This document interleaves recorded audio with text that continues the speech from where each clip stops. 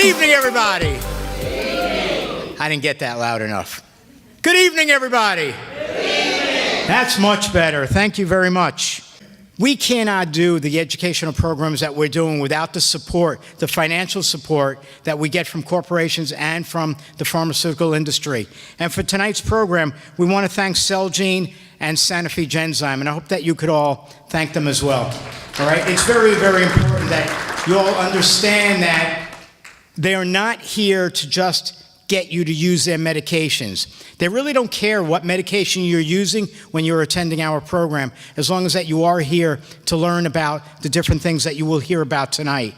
All right, and so that's why we do so well with the pharmaceutical industry in for what they do to support us and what we're doing around the country. Next, we're going to have Jeff Segal, and Jeff Segal is a personal trainer. And he'll speak to you about nutrition. He'll add a little comedy. So I was told by a couple people in the room that I made them laugh, and some of what I'm saying, that's nothing. Wait till you hear this guy. Jeff is going to be up here in a second. He's going to get started. He's got to prove himself. Yeah, he's got to make that jump up here, right? But I'm going to let him have the mic and take over.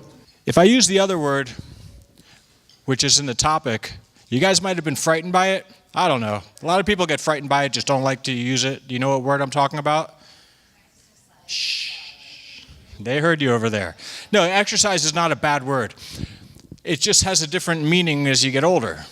And as you get older, what happens? Do you slow down? No, you shouldn't slow down. You choose to slow down. That's why you slow down. Exercise is something that you started when the first time you had a play date, when you were running around with another child. How many of you played outside? How many of you stopped playing outside because it was just too tiring? I don't see any hands up. When you were a kid, you stopped playing because you were too tired? All right. Well, you got to rest and then play, right? Okay. Fatigue's something that does happen with people who have MS. How many people in here are care partners? Do you ever get tired? Come on, you're not Superwoman, are you? I saw you fly in here, didn't I? Everybody gets tired. The point is, if you're tired, don't learn to quit, learn to rest. And then do what you are going to do when you're rested. Because if you don't move, you won't be able to move and you won't want to move. How many of you guys have ever bought a new car? Okay, I'm going to make an analogy here. You get a new car, brand new. It's like a baby, but it's got all the parts and everything's working right. You could probably use any kind of gasoline in that. You could probably stick diesel in a regular car and it'll get you where you want to go for a little while. But if you drive it with the low grade and you drive it and you drive it and you drive it, after it gets old, you got to change things up a little bit, right? Maybe you weren't changing your oil properly, who knows? But certain things change with the car or the car will break down. But you got to take care of the car. You can't just give it gas and say go, or it's not going to go without you pressing the pedal. That's what happens when you get a medicine that a doctor is giving you and they tell you, and you guys agree because that's a mutual agreement. You take the medicine because they're available and you're hoping that it's going to have more benefits than risks, right? But if you take the medicines, and that's the consensus statement for from the MS Society and the Coalition is find something that works for you and stay on it. They should say stay on it and do stuff while you're on it. Because the medicine alone is not going to fix you. It may stop you from progressing, may reduce the frequency, but if it's reducing the frequency, that's giving you more time to move. Moving is what we do. We are built to move. If we do not, we break down, we start having problems, and then you know what happens? You eat and you gain weight, your metabolism slows down. Metabolism does not have to slow down because you age. You slow down, then your metabolism follows. And your eating habits change as you get older too, right? Usually for the worse, unfortunately. I don't know why. I eat very healthy. How many people in here know what a healthy diet is? How many people in here can tell me what an unhealthy food is? Okay, I got a bunch of hands raised, so don't eat it. I see almost everybody in the room raising their hand. And then everybody asks, what's a healthy diet? A healthy diet is not eating all that stuff that you know is unhealthy. Then everything that's left, hey, you got a bunch of healthy foods. Now we got something to work with. Exercise the same way. Exercise is a lot easier to do if you have a partner. especially if you need someone to hold or spot you doing weights, or hold a band, or just to play catch. Any chance I can get a participant come up here, someone to help? I need some help. Somebody come up and help me, because I'm not going to be able to do everything for you. And watching me up here exercise is not going to get you in shape. You want to come up? Come on up. It's on video. It's gonna, you can come around, or you can jump up, you can do whatever you want. But if you fall down, you're trespassing. Thank you. Okay, so as Stuart was just saying, I'm going to get some people up here with MS and some people who don't have MS. You don't have MS. Okay, so I just undiagnosed you. Okay, what I want you to do is stand with both your feet together, touching, and just stand there. How do you feel like that? Good. Do you feel stable? Yes. Okay, close your eyes. Do you feel a little less stable? A little bit less stable. Yeah, tilt your head back. Yes. It's not so easy, is it? No. That's what everybody in this room who has MS has probably felt at some point or another. Now try it on one leg. I got your back. All right. Not so easy. You see, I've been practicing that for a long time, and I've learned perfectly how to fall. No. No one gets hurt falling. It's landing, right? Okay, so when you're standing like that, what's happening is you got a small base of support. When you have MS, your body might not get the signal all the way to the ground, all the way back up to tell you where your basis of support is, which is a reflection of proprioception, which is your ability to know where you are in space. Does that make sense? Proprioception means it's your ability to know where you are in space. So if there was a pebble or something on the floor, you would adjust properly and keep going. That's how you would do it. Me, not so much, because I have MS. Pebble would knock me down. No, it wouldn't knock me down. I hope not. But something that small is that much of a difference between someone who has MS and someone who doesn't, because it's your body's ability to kind of read the area that you're in.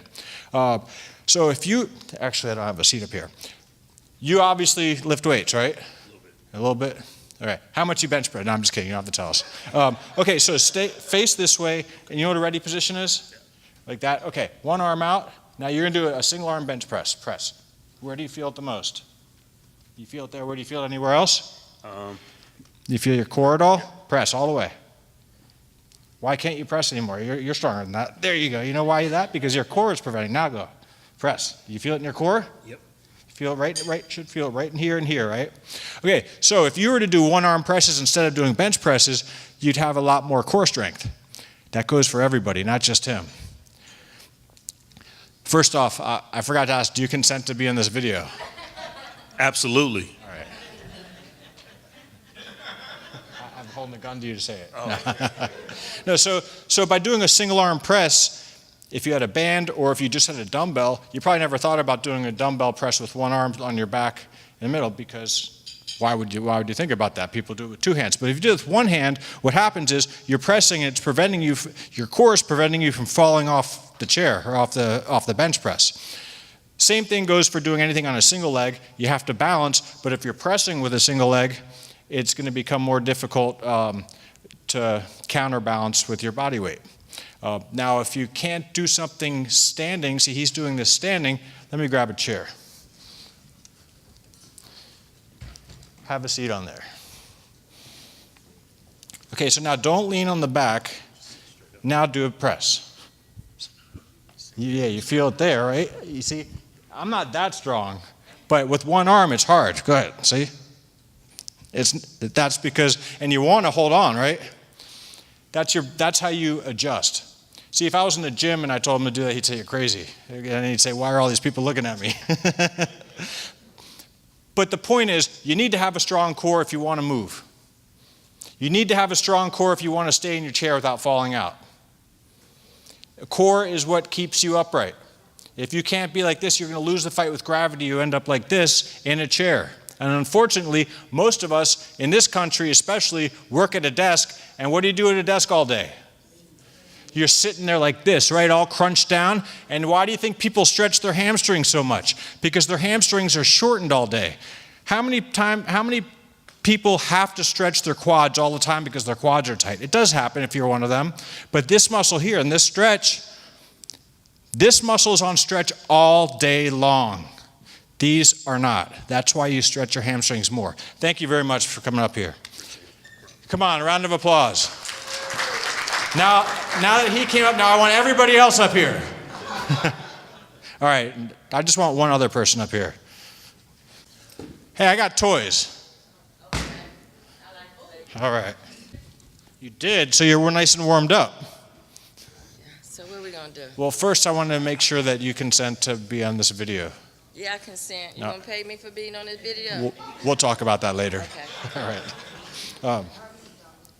Now don't have me doing something crazy on the video. I might want to see myself on YouTube.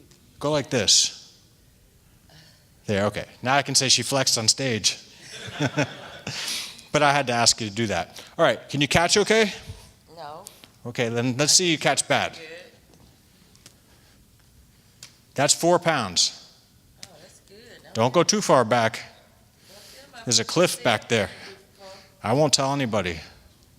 Let's get over. That's not so bad, is it? No, not yet. What do you mean not yet? Why are you anticipating it becoming bad? Get home though. And when you get home, you're going to say, I just threw a 4-pound ball 40 times. You got 20 more to go. I'm just kidding. So that's actually exercise, and that's helping you with your stability. How many people in here have balance problems? Right? A lot of people in here. Even the people who don't have MS have balance problems, right? I got Well, one. what would you rather do? Be able to do this or this? Neither. Probably this one because I'm not really good at this. Well, you know what this does for you? Help me with my balance. What do you need this for? Doctor appointment? No. Do you go to work like this? Oh no. Nah. So don't worry about that. Worry about this. This is more important than this. This is a test. This is real life. What sport doesn't have the ready position? Anybody got one for me? Raise your hand. Okay. What? You ever see that before they start the blow and shoot the gun? They're in the ready position. So this is a 4-pound weight. So now we're going to play catch, but I want your feet closer together. Now we're working on your balance, really stability because you're on 2 feet, and your core. If you weren't working your core, you'd fall over, or the ball would keep going. So I'm doing pretty good. Yeah, and now I'm going to prove her wrong. How many people in here think she can't catch? Everybody who's got their hands down, right? That's the first thing she said was she can't catch. All right, now we're going to start boxing, okay? No, I'm just kidding. Because if you tell me you can't box, you'll probably knock me out. I like to keep box. Yo, I'm going to keep my eye on you. Have a seat. Okay. Sound like a plan.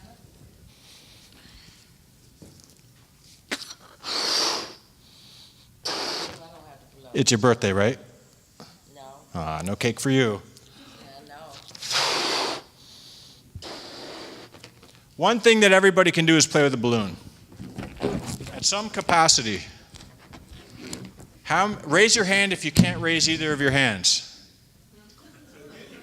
So everybody can raise at least one of their hands. So raise one of your hands, everybody.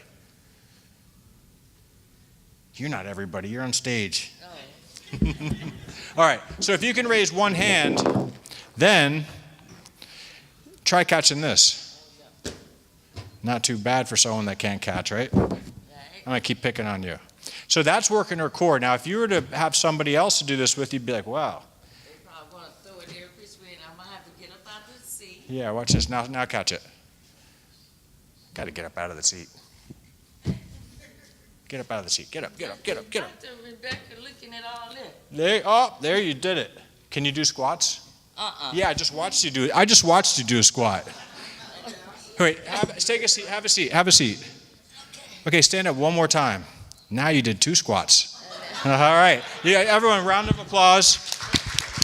Thank you very much for coming up here. You see, someone who can't catch and can't do a squat sure did well at it, right? All right, this is a sand bell. It's like a dumbbell or a medicine ball filled with sand. I use it because if you drop it, it doesn't hurt. This is a 4-pound one. You can do anything that you can do with a dumbbell with this for the most part. You can do curls, you can do presses, you can do flies, bench press, reaches. I like having people do reaches with cones. I don't have a cone here, but something where they can just reach and touch something and come up. What's the strongest muscle in your body? You're sitting on it. This muscle back here. It's so important to learn how to use that muscle correctly, considering it's the strongest muscle you got. And it doesn't mean that you're going to learn how to use it sitting down. You've been told your whole life to pick up something from the ground doing what? Use your knees, right? But you got to use your butt. Because what's stronger? That was using my glutes to pick something up and to put it back down. That's a reaching lunge. That is a lot less dangerous, I'd say, than doing something like that using your knees. Do you know what your knees can do? What their movements are? Flexion, extension, right? They can do this and this. Anything else requires a knife to fix them. They're dumb joints. So when you step out and go to pick something up, if you're using your knee and it's too heavy, it's not that smart. Now watch this. If I'm down here, this is not a good squat. You know, I'm putting my knees too far forward. But all the pressure's on my knee. So how much weight am I going to be able to lift as a third-class lever just using this part right here? It's not so easy. But if I was to do something like that with lifting something up or doing a deadlift using glutes, very important. You got a lot more strength out of that. How many people in here have ever used exercise bands? These are pretty cool exercise bands. I'm not going to get off the stage to do this, so I'm going to have to ask Stuart to come inside and help me out with this. I've been working on Stuart, working with him for a long time now, and it's really showing, because when you do a new movement, it's like a deer that's born. You guys have seen a deer born on television and their legs are looking like somebody who just got out of a hot tub with MS? You know, they're like that and this, and they can't really get up whatsoever because they haven't learned to move properly. Once you neurally adapt, which is what the deer has not done yet, neural adaptation to movement, it becomes smoother and smoother and smoother and becomes a pattern. And if they lose it, they have to relearn it. You can relearn movements. You can do things like that. What's the male version of Bambi? Bambo. Years ago, I would have needed a rail to get up these little steps here. Now you just saw me step up. It's all different. I mean, you felt what it feels like, and you just got to work at it. You're working it all the time. So. I've seen him do some stuff that he said, how am I going to do that? And then I've seen him do stuff where it was his first time doing it, saying, this is going to be a walk in the park. And then he looks at me and said, how do you make it look so easy? And my answer to him was, give it a few weeks, you can show me. And he does. I actually had him doing stuff where he's touching something on one leg and coming up. One leg coming up. And then after a few, then it becomes smooth because it's a movement that you've gotten used to. It's a pattern. So,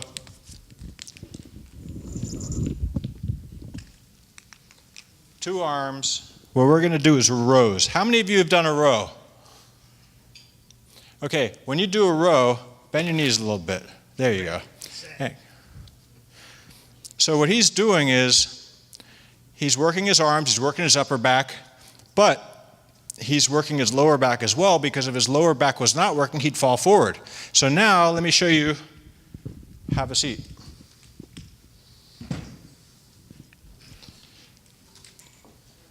Now do the same thing, same row. I want to show you that you can do this if you're unable to stand or you don't have good stability. You can do this in a seated position. Now what I want you to do is let go one. Now just do it with one arm. Now it's the same idea as what I was doing with him, pushing against my hand, but he's pulling. As long as he's not using the back of the chair, he's getting a core work, so the core workout. Do the other arm so you don't walk in circles when you get off the stage. Anybody Wait. Do you give consent to be up here? I give consent to be up here. Okay, so some of the things that I like to do, you can let go. Both feet in front of you. In front, there you go. Now stand up without using your hands. All right, now sit back down. Now stand up and sit down. One more time. I'm not going to have you do more. Actually, one more. One more time. All right. We got 10 more to go. Okay, so what I'm looking at is when somebody stands up, usually what happens is you'll either do this or that. When your knees come inward when you're standing up or doing a squat, that's not your knees' fault, that's your hips' fault. It's not really your hips' fault, it's your brain's fault. But if the signal's not going the whole way to your foot and back up, and you know what I mean having MS, when you're telling your foot to do something and it just doesn't do it. Well, when you're telling your foot and your leg to bend and it doesn't, the weak spot is going to show. So if your external rotator is weak, this is external rotation of the hips, then when you stand up, this is what's going to happen. This is going to come in. My knee's not doing anything, no motion in the knee, it's all in the hip. So I would work on that. I would say, okay, step out, step back in, get on all fours, do this and out. I do call that the fire hydrant or the dog, walk the dog, for you can understand why. But no, you're not done. So have a seat. And if your knees come in, one of the other things that you can do is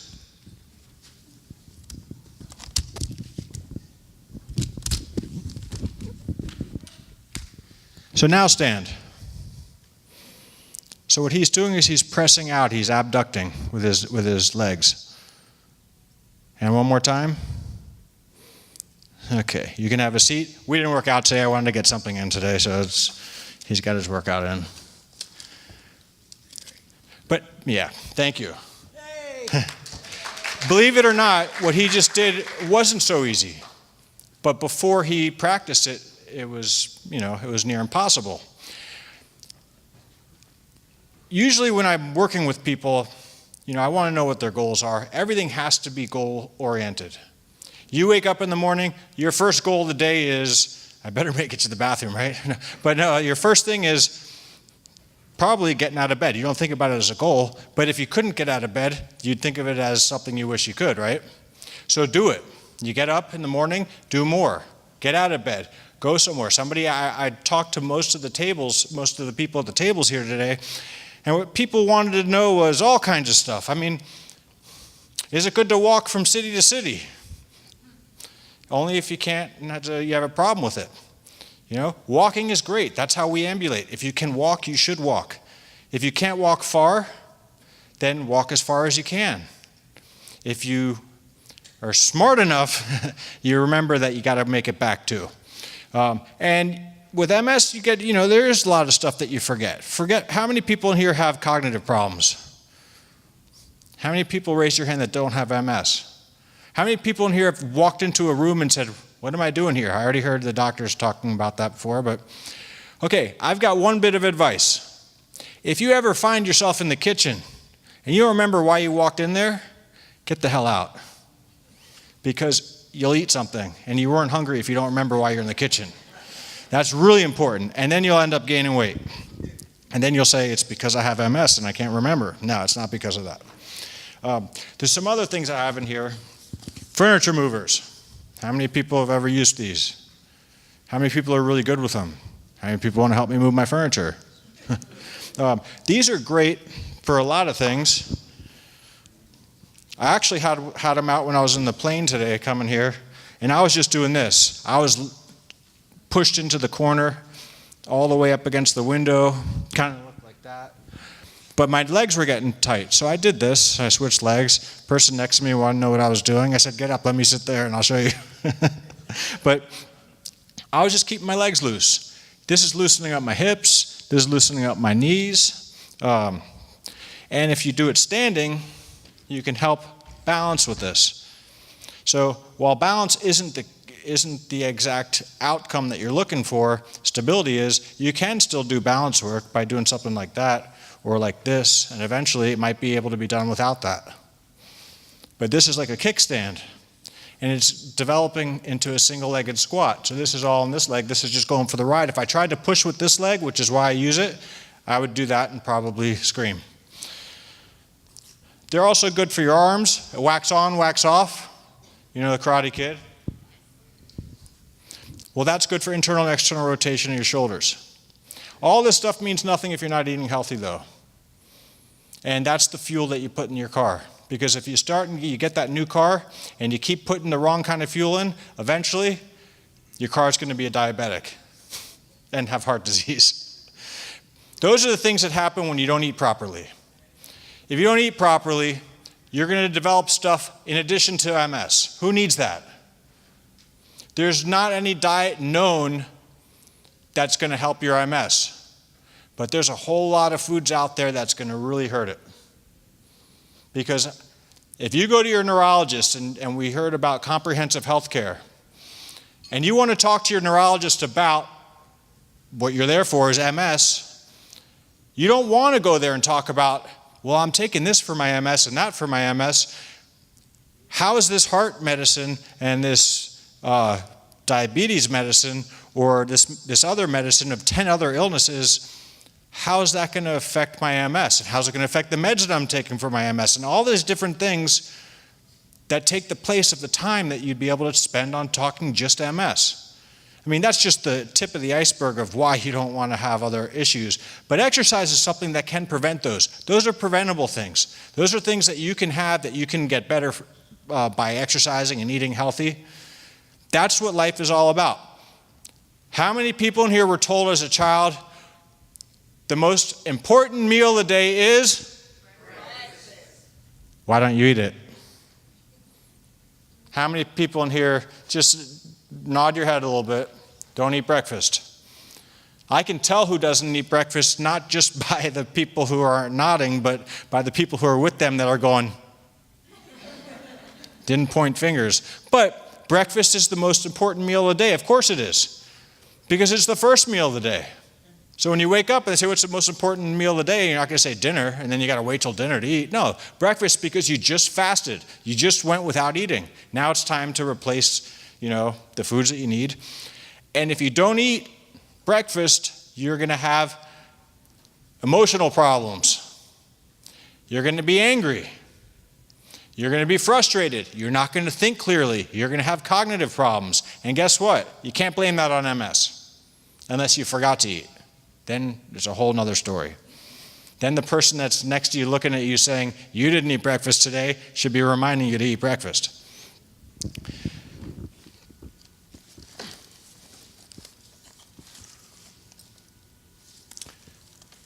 How many people here own a stopwatch? If you want to try to, test yourself, stay on one leg. If balance is something that's important to you, time yourself. Try it once, see if you can get however long you can get. Try it again. Then the third time is the real one, because then you've practiced. How many people in here have ever heard of those balance bracelets that they used to sell and say if you can balance better while if you use this bracelet? Anybody in here ever heard of it? Raise your hand. Okay. Do you believe in it? It's a hoax. The way that they started to sell those, which is like a scam, was they'd find somebody and they'd say, hey, let me show you something. And this is just anybody walking. And you see this? This will help you with your balance. And they'll say, how? Well, if you stand on one leg, then they time it and then you fall off balance. Oh, you got 4 seconds. Do it again. Then let's say you get 10 seconds. Now try it with this one. Now they're not budging. Because they practiced. That's the only reason. From when you're a little kid, practice. You practice and you get results. Math. How many people in here are good at math? If you don't practice it, forget about it. I'll give you an easy problem. Let's say you got a baseball bat and a baseball. Together they cost $110. Okay? The baseball bat is $100 more than the ball. How much does the ball cost? Anybody else? You agree? Did you hear what he said? 10? That's why you need to practice math. Because if it's $10 and you add 100 to that, and it's $100 more, then you got to add the $10 again. Now you got $120. It's not. It's 5. But you didn't take the time to write it down and do the calculation. Some of you are looking at me like, wait, I don't get it. I'm not going to explain that. Just remember the problem and go home and work it out. It's 5, trust me. The smartest people are the ones that blurt out the wrong answer because they're so confident that they're going to be right that they're going to say it. And then the rest of you that say, yeah, he's right, you're the sheep. So with diet and exercise, you got a machine. It's working. It's working as much as you want it to work. And the results are, I mean, it goes so far. If you're worried about not having the energy like we talked about, it could be just that you're out of shape. If you've been sitting down for 3 weeks and you try to walk around the block, you're going to be tired, especially in this heat. It's not just that you have MS. Secondary to MS, MS might make you a little bit more less likely to do something because you're worried it's going to hurt your MS. How many people in here have just made their MS totally worse by exercising? And how many people in here don't exercise because they fear it getting worse? The latter is what happens. It's the fear. And if you do over-exercise and you start to get MS symptoms, that's not an exacerbation, that's a pseudo-exacerbation, and you just found out what your limits are. So if you find out your limits, you want to get close to them, but you don't want to cross the edge. You can live on the edge, but not on the other side of the edge. It's kind of crazy over there. That's where the gators live. And also, I want to say, Burt Reynolds, we lost a good one. He's from my alma mater, Florida State alum. So rest in peace with the rest of these people that, we've lost a lot this week. And just so, on that note, does anybody have any questions? I'm going to be there in a second. Oh, that up and down, I got tired. Joking. So is there any work to more of a calisthenics, something to get the heart rate up, or is that something that puts you closer to the edge? No, that's a great question. In fact, if you do get your heart rate up regularly, that increases neuroplasticity, which can increase the ability to have neurogenesis, and that allows you to do multitasking and more thought processes. So aerobic and cardiovascular exercise stimulates the brain to produce something called neurotropic growth factor, which there's been studies done in the past year and a half or so in Europe at a university of Hamburg that shows that people with MS can produce what's called brain-derived neurotropic growth factor. And that allows your brain to mend itself, to have better thought, to better cognition.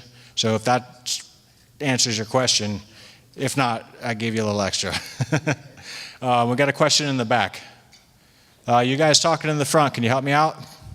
Can you get the question in the back, please? Sure. You got him in trouble.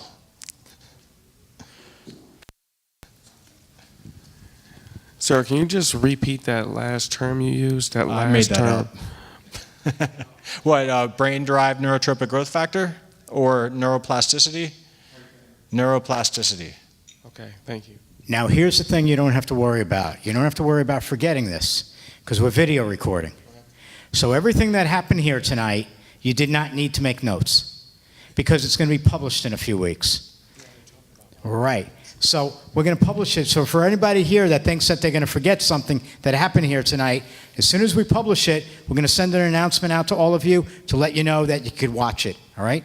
And I forgot some stuff myself, so Me if too. you watch the videos, you can see all the stuff I forgot on several other videos that have been recorded, and they're in the database. And if you go to MS Views and News Learning channel on YouTube, that's where you can find everything.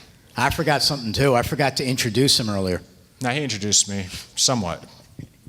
Keep going. Any All other right. questions? Any questions for Come Jeff? on, I know you guys, when I'm done speaking up here, I know people are going to come up and ask me questions. Okay. Well, then let's thank Jeff for being here tonight.